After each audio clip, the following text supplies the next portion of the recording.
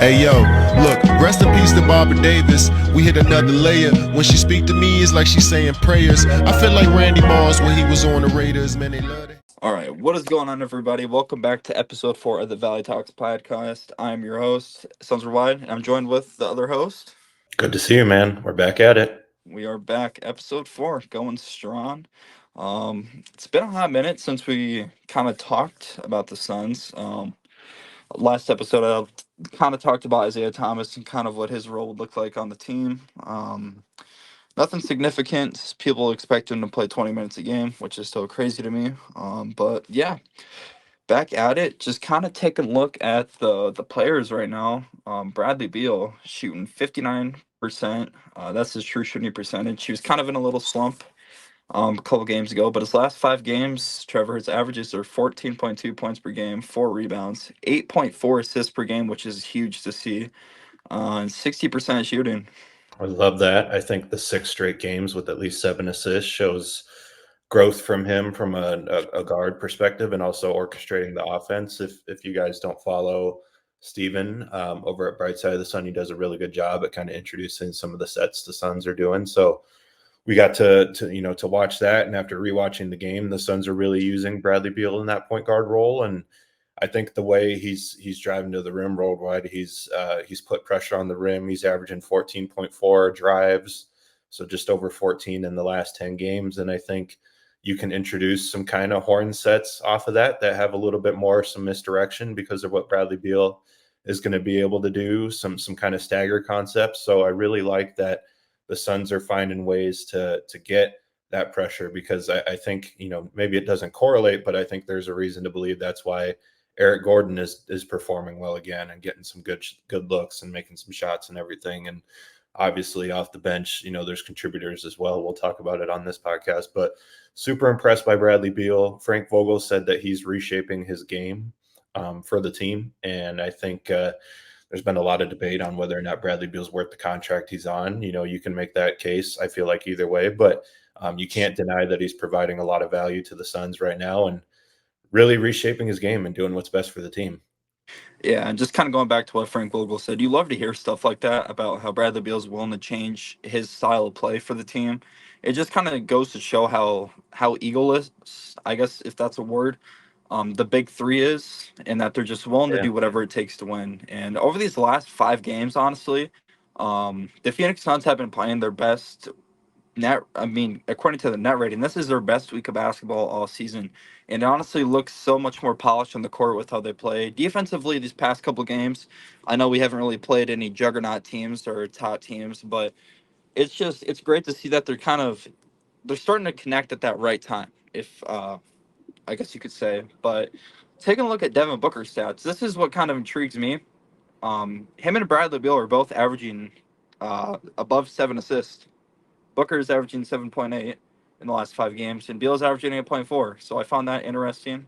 I know shooting wise, Book was kind of in a little slump there, but he's back up there with 24.8 points per game on 50% shooting, 33% from three. I'd like to see a little bit better shooting there from Book from three, but over the season he's been averaging 36.6. I'd like to get him back up there, but honestly, it's cool. It's cool to see that this is working.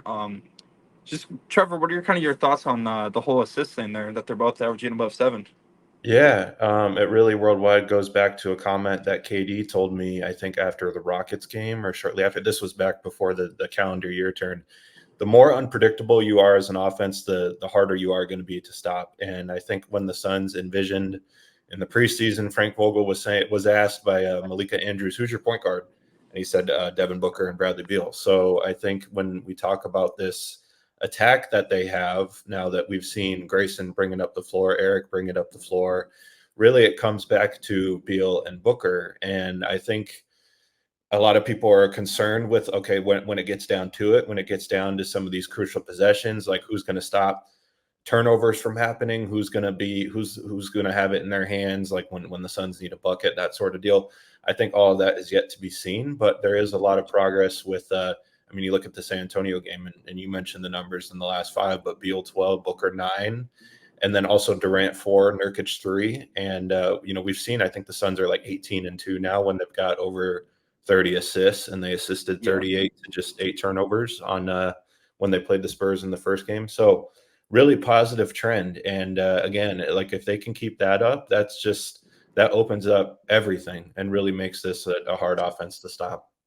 Yeah, 100%. And I've said this multiple times. I think the Suns just needed to click at the right time, and this is no better time than other, I guess. And it's cool to see here. Just once again looking back at the net rating. We're in week 22 of the season. They have a 17.3 net rating. Um, they've had a lot of more negative net ratings more than compared to positives. It kind of looks like here. Their lowest net rating on the season looks to be 4.7, which was in week 8, and then look at it now, 17.3 here in 22. So it's cool to see here. Everything just looks more polished on the court. It's not so painful to watch, I guess, from the casual view. Um, Drew Eubanks has been playing good recently, I think. I know all the Drew Eubank haters might attack me for that comment, but I don't know if you can agree with that. He has been playing well. He's been doing some good things. The shot blocking, like some of the high flying shot blocking, has been really encouraging. And I still don't, trust him come playoff time, just because I feel like he's not going to be able to provide as much as like a KD at Yeah, the 5. Like I feel like KD realistically like could have to play like 30-ish plus minutes at the 5. So yeah, at times in the playoffs. So yeah, no, and I'm just kind of, one thing I'm looking at is the road record here.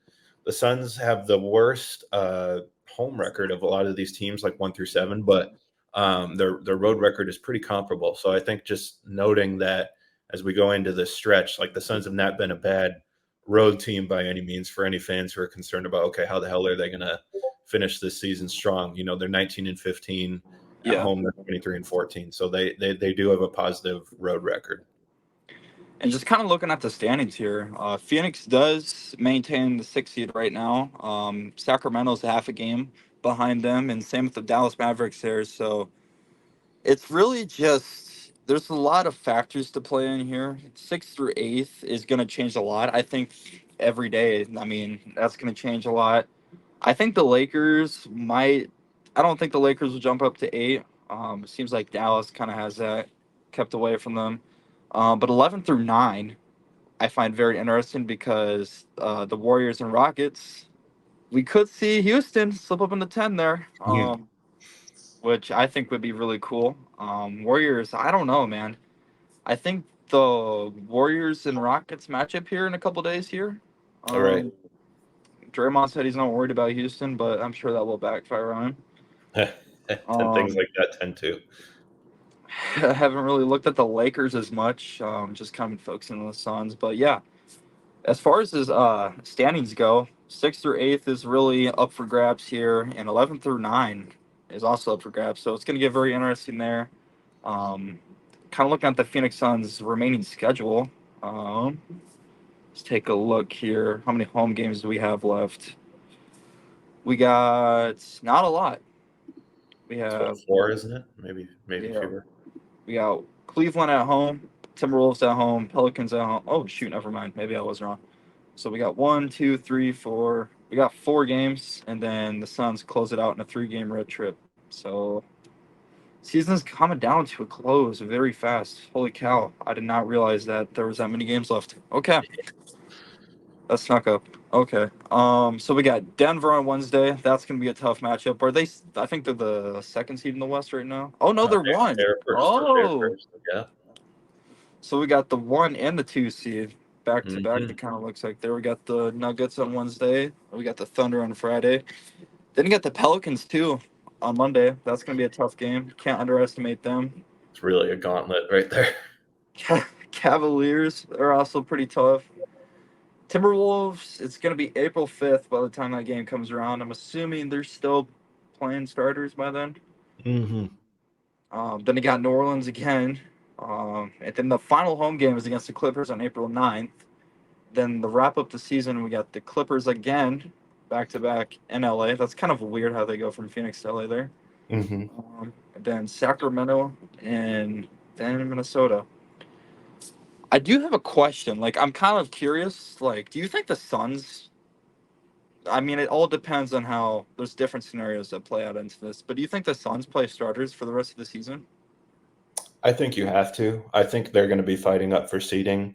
I want to say the 1 to 2 seeds, let's say target date for when they start resting their starters would be like the 7th through 10. And unfortunately for the Suns, like they get the Thunder Nuggets next. And, if they had them maybe on the 10th or 12th, they would play a team that's not at full strength. But really, and then worldwide, like these teams, the Pelicans, who are like right there with the Clippers too, to get that home court advantage at the 4. The Yeah, Kings are fighting for the Sun spot. The Wolves want to maybe try to get up back to 2 or 1.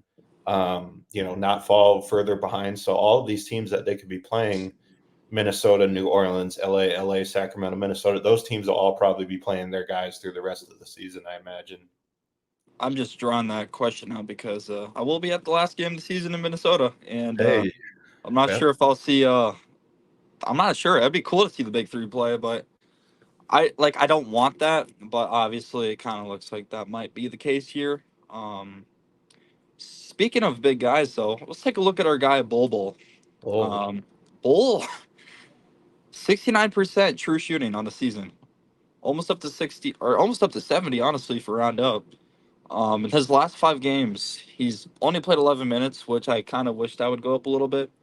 6.6 points per game, 2.8 rebounds on 50% from three. That might shock you. I don't know. And 57.9 from the field. So I think that's pretty cool to see. Bobo on the season though, this is a kind of something that shocked me. He's shooting 39.5% from three. very good. No, last year he wasn't a great shooter at all with the Magic, to my recollection, No, I don't think so. No. at least from 3. Yeah. So definitely good to see there from Bobo. He and Wemby he actually outplayed Wemby. So I'm sure Shaq is having a field day with that. Um, just love to see it. All right, a little bit of a fun fact here, but almost 7 years ago today, or 7 years ago, I guess, 7 years ago in a day, Devin Booker dropped 70 points in a game at 20 years old. At 20 years old, he recorded his first 40-point, 50-point, and 60-point game and 70-point game on the same game. So I thought that was pretty cool to look at there. Just goes to show, kind of like, just this leads me into a question actually. So I was scrolling on Twitter today, Trevor, and I saw something. What do you think will happen first? 81 points in a game, or a team altogether scoring 200 points? Ooh, interesting. I'm gonna say the 81.1. Like scoring 200 points would mean that everybody has to have a ridiculous night versus one person who just gets fed the ball. So let's go with the 81.1.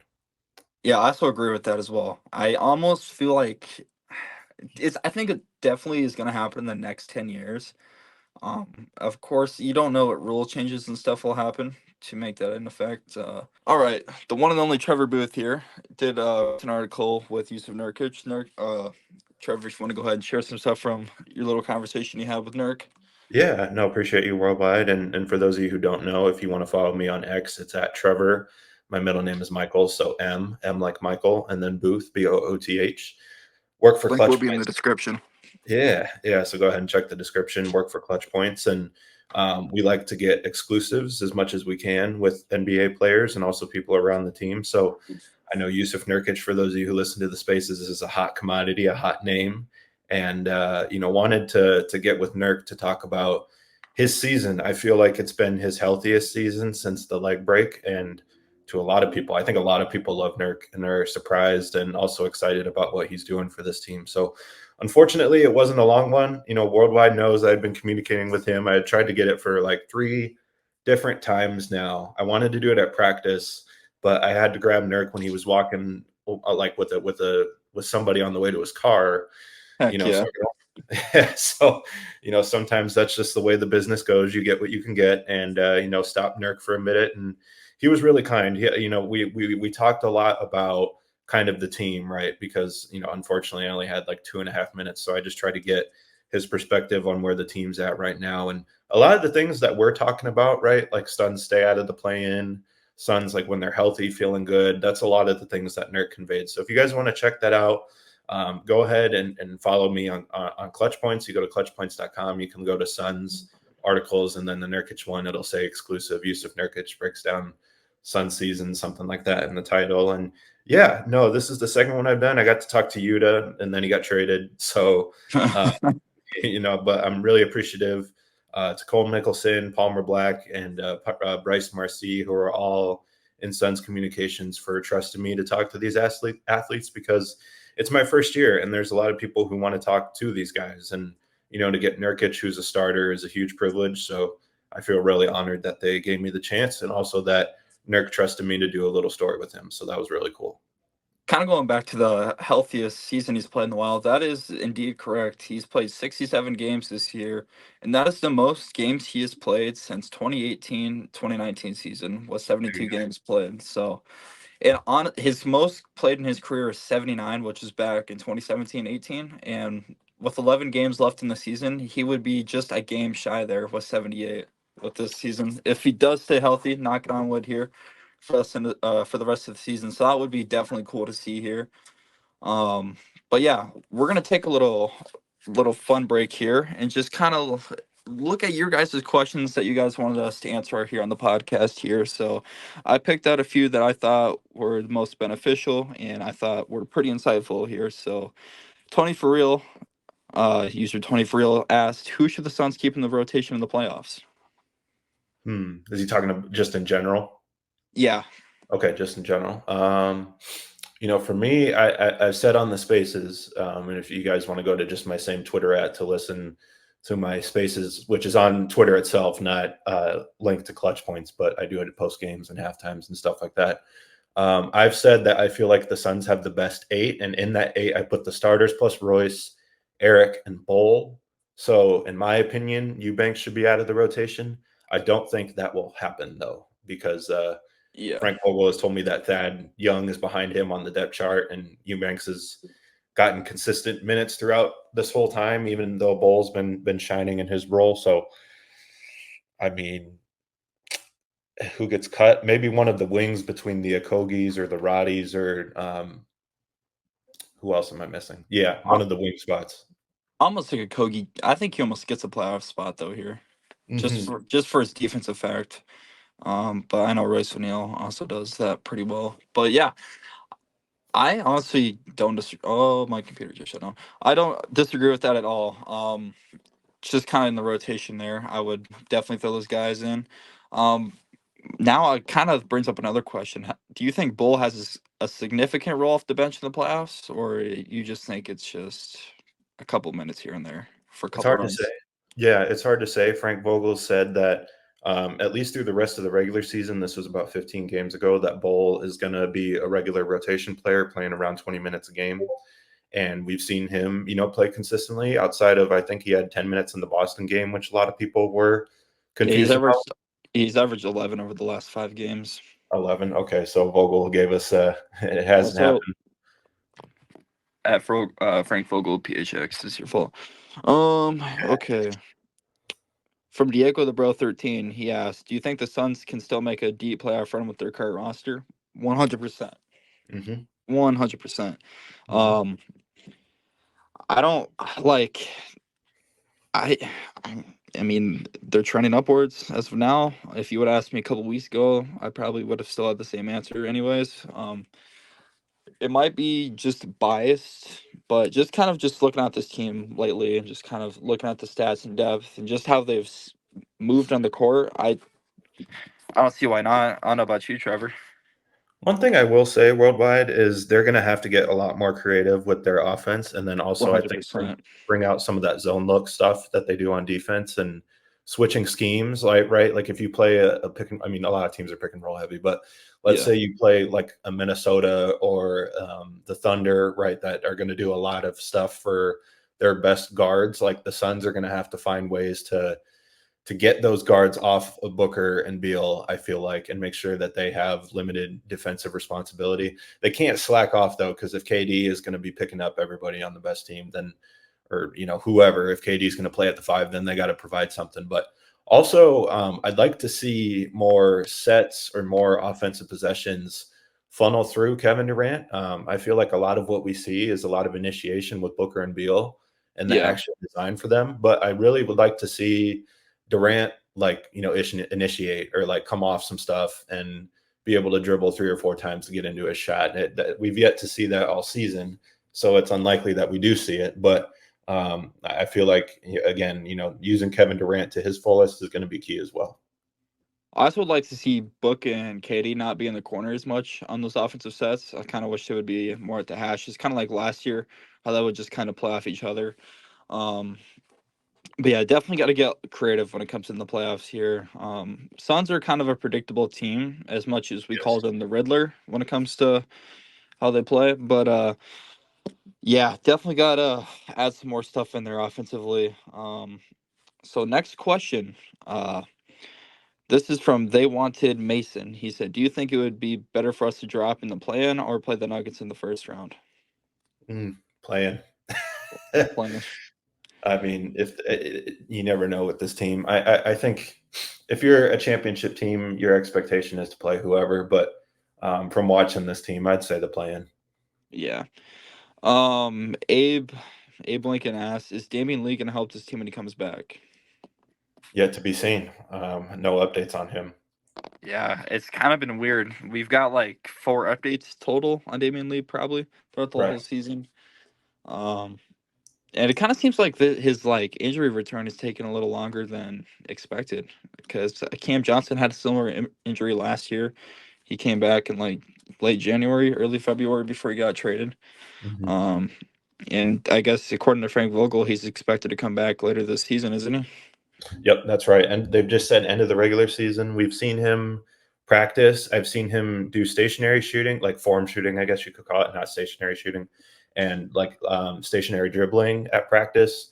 But he's been dressing out, so I don't know the length that he's been participating, but he has been out there. We just don't know when he's going to return to game action. He's out tonight against San Antonio. So, and honestly, if Damian Lee does come back, is it even worth playing him at this point? Is just trying to put him in there? I almost think they just shut him down for the rest of the season. I think you got to try it. I think just because he shot 45% from 3 last year, at least see what you can try. But is it too, if a lot of people feel it's too late to get him in there? And that makes sense. That makes sense. I just feel like that's a huge factor, especially since he's going to be returning around the playoff time mark. Right. Z Clubs 1 asks, "Do you see the Suns winning the ring in the next 5 years?" The next 5 years, absolutely. 1, maybe 2. One, maybe 2. Well, I mean, 100%. I mean, They got an owner who spins and an owner who knows championship basketball because he played under Tom Izzo. So I think that's 2 things that are going to set the Suns up for success. I'd say for sure 1 in the next 5 years. yeah. I can't disagree with that at all. This is kind of an interesting question. Ashton.Evitt, if I'm pronouncing that correct, hopefully. They said, "How long until KD retires and where will it be?" Ooh. I have a different take on this, but I want to hear yours first. Yeah, I mean, we'd have to ask Kevin Durant. True. I think that's up to him. My take on this: if the Supersonics come back, I think he goes there, and I think he finishes out his career. Interesting. I know that he said in interviews that he likes it out here in Phoenix. So yes, but I mean, we've heard that from stars a lot of times on different teams. But KD's a genuine guy, and if not, we'll just have to flame him on Twitter. I'm joking. I will always sing "Scared Money" for Kevin when he scores 35 points in a game. So there's that. Has he scored 35 recently? Not since last time I did it, which was when did he last score 35? We will both do it on the podcast next time KD scores 35. There we go. It'll be a little encore. Yes, sir. That'll be good. Then a little fun question here. What book 1 colorways would you want? I don't know if that's just if the one's released or just kind of if that's just in general, what would you like to see? I've got 2 of them. I got the Mirage 1 and 2. So I mean, I really like the Mirage ones. They go with a lot of stuff. So I'd say those ones. Those were the ones I really wanted. I think if I got the all white ones, I wouldn't be mad either because those are going to be pretty hot when those come out. Yeah, the Mirage ones are super cool. My main like they're not real like they're a cool colorway, but the main reason I want them is just it's the first one to ever release, so it'd be cool to just say to have it. Quick little plug in the book one. Super comfy. I'm sure Trevor could agree with me here. Super Oh man, comfy shoes. like Uh, pillows. like pillows, seriously. I've played I'd say good 8 hours on the court in the book ones. Um, Not bad at all for basketball shoe. Not at all. Whatever hate they were getting was highly incorrect. And I sprained my ankle like every time I go hoop too. I haven't sprained them in the book ones yet. Oh good. So especially for a low top too. So definitely go get a pair. I'm sure StockX has them because the resellers grab them like they're candy on the shelves. So And yeah, I but think unfortunately I can't hoop in them because I've messed up my right ankle too much, and I worry about low cut shoes. So, ah, but they it's are very comfy to wear out when I go out in public and stuff. 100%. Pull up in the book ones in a day. Immediate aura and Riz. Oh yeah, and then we got the Havens in what 11 days? Today's the 25th. Yeah, So April 6th, and the hikes come out that day too. okay, yeah. So there you go. I don't know about you, Worldwide. I kind of like the original Haven one with the gold swoosh. I still like these ones, but I'll probably end up getting them anyway. I 100%, I do agree with that. I thought they were gonna have that gold swoosh on them, so it Yeah, kind of confused me when the official images dropped. But I guess that was just a little mock-up image. yeah. Might have been an Um, intentional or something. but yeah, it's still definitely cool. What color would I want? Give me all of them. Take my money now. I'm going into debt, taking out a loan for every colorway. Um, And on top of it, the box is super cool too. On the It side is. there, it's cool how like there's just so much Easter eggs, I guess if you can call it, that goes into the shoe. You got the book on the side there. It's kind of like a book spine, chapter one, and then the shoes there. On the shoes in general, there's a lot going on there. Got like the book pages on the pull tab. You got the 96, which is reversible, or it says 96 either way you look at it because Yeah, it's the 9 and the 6, but then on like the little ton area there, you got his like family tree, family crest there, whatever it is. I like that. Um, that was super cool. But yeah, definitely go get a pair of the book ones. Um, but yeah, just a little fun Q&A there. We're definitely gonna do more of those. I love answering questions from you guys, and it brings more interaction into the show. But yeah, one quick thing. If you use my code SUNSWORLDWIDE at SeatGeek, you get $20 off purchases over $50. So definitely go do that. If you want to go catch a Suns game, a concert, doesn't really matter. SeatGeek has everything. So definitely go do that. And yeah, thank you guys for watching. Episode 4 is complete. We're gonna have some cool guests coming on the next couple days and weeks. I know Trevor can agree with me on that one. We got some big things planned here. Um, but yeah, thank you guys for watching, and we'll see you guys in the next one. Thanks, guys.